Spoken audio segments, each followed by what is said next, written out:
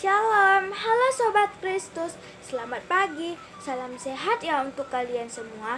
Perkenalkan, nama saya Veneranda Selenovianti. Saya akan mengulas salah satu bacaan kitab suci, yaitu Injil Lukas 10 ayat 25-37. Nah, teman-teman tahu nggak, sebagai murid Kristus tentunya kita dipanggil untuk menjadi berkat bagi sesama. Nah, sekarang mari kita belajar tentang hal ini. Dari Lukas 10 ayat 25-37 ada 5 poin yang mau kita pelajari. Yang pertama, memiliki pengetahuan tanpa ketaatan tidaklah cukup. Salah satu firman Tuhan yang saya pikir sangat familiar bagi umat Kristiani yaitu kasihilah Tuhan Allahmu dengan segenap hatimu dan dengan segenap jiwamu dan dengan segenap kekuatanmu dan dengan segenap akal budimu, dan kasihilah sesamamu manusia seperti dirimu sendiri. Ketika Yesus ditanya oleh seorang ahli Taurat yang ingin mencobanya, apakah yang harus diperbuat untuk hidup yang kekal? Yesus bertanya balik kepada ahli Taurat tersebut tentang apa yang tertulis dalam hukum Taurat. Dan ahli Taurat tersebut harusnya tahu ya, karena dia ahli. Dia pun menjawab dengan menyebut ayat firman yang tadi saya sebutkan. Yesus pun membenarkan hal tersebut dan mengatakan, berbuatlah demikian maka kamu akan hidup. Yesus tahu bahwa ahli Taurat tersebut mengetahui, tapi tidak melakukannya. Nah teman-teman, mengetahui saja tidaklah cukup. Pengetahuan itu sangat penting dan merupakan anugerah dari Tuhan. Namun, pengetahuan kita akan firman Tuhan ternyata harus diikuti dengan perjuangan untuk taat, termasuk untuk taat menjadi berkat bagi sesama. Poin yang kedua adalah memiliki hati yang berbelas kasih untuk membenarkan dirinya. Dan ahli Taurat itu bertanya lagi kepada Yesus, "Siapakah sesamaku manusia?" Dan menarik sekali, Yesus menjawabnya melalui sebuah kisah di mana ada seorang yang turun dari Yerusalem ke Yeriko. Ia dirampok dan dianiaya secara fisik, terbaring di jalan dalam ketidakdayaan. Seorang imam yang turun melalui jalan itu melihat orang yang terluka tersebut, namun membiarkannya, dan malahan ia melewati dari seberang jalan. Demikian juga seorang Lewi melewati tempat itu dan dia melihat yang terluka tersebut. Namun ia melakukan hal yang sama seperti imam tadi. Sepertinya imam dan orang Lewi baru pulang dari pelayanan bait suci di Yerusalem dan tidak mau direpotkan untuk mengurus orang lain tersebut. Sementara ketika orang Samaria lewat dan melihat orang yang terluka itu, hatinya tergerak belas kasihan.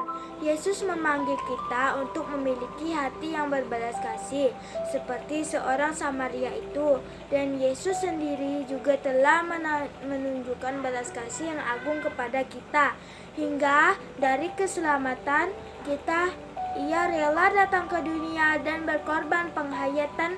Akan hal ini yang membuat kita terus belajar untuk berbelas kasih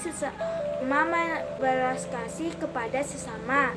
Mari kita terus meminta Tuhan memenuhi hati yang kasih dan kalvari, sehingga kita pun memiliki hati yang berbelas kasih.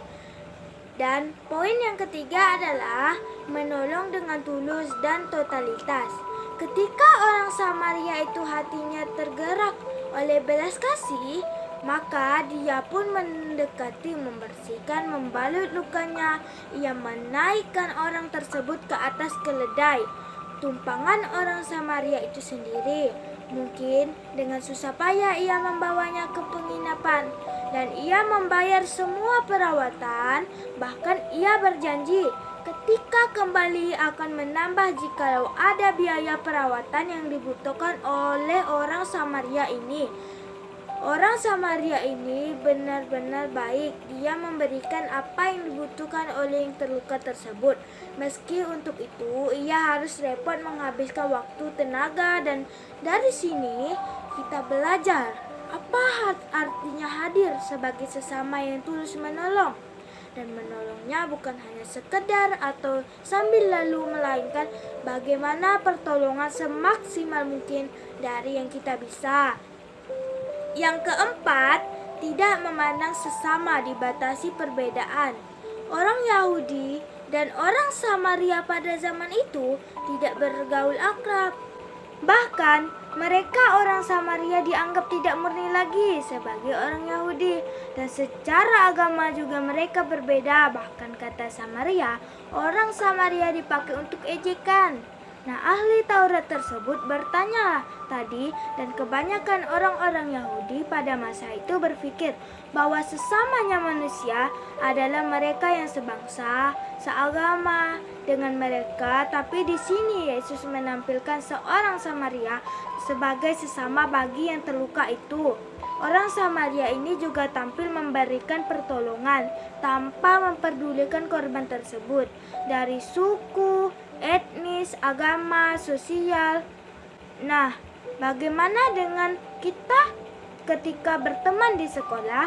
Apakah kita peduli sama orang yang kita rasa tinggi dan status sosialnya hanya baik kepada orang yang sedarah, sesuku, seagama dengan kita?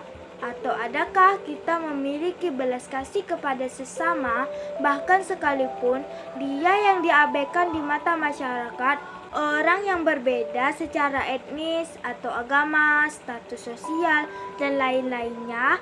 Dari kitab ahli Taurat bertanya, siapakah sesamaku? Manusia. Namun, perhatikan ayat 36. Yesus justru bertanya kepada ahli Taurat tersebut, siapakah di antara imam orang Lewi dan Samaria itu yang merupakan sesama bagi yang terluka tersebut? Jadi, teman-teman, pertanyaan yang paling penting untuk kita pertanyakan kepada diri sendiri ternyata bukanlah siapakah sesamaku manusia, melainkan siapakah aku bagi sesama manusia. Memang kita sendiri tidak membantu masalah semua orang di dunia ini, dan Yesus tidak minta kita untuk itu, namun kita bisa membantu masalah dari orang-orang yang Tuhan hadirkan dalam perjalanan hidup kita dengan hati penuh belas kasih dan tanpa dibatasi oleh perbedaan suku, agama, status sosial, dan yang lain-lain. Kita bisa memulai dengan berdoa bagi orang-orang lain, belajar untuk ramah dan memberikan senyuman. Kita bisa memberi donasi bagi lembaga atau komunitas yang kita tahu sungguh-sungguh mengerjakan belas kasih kepada sesama.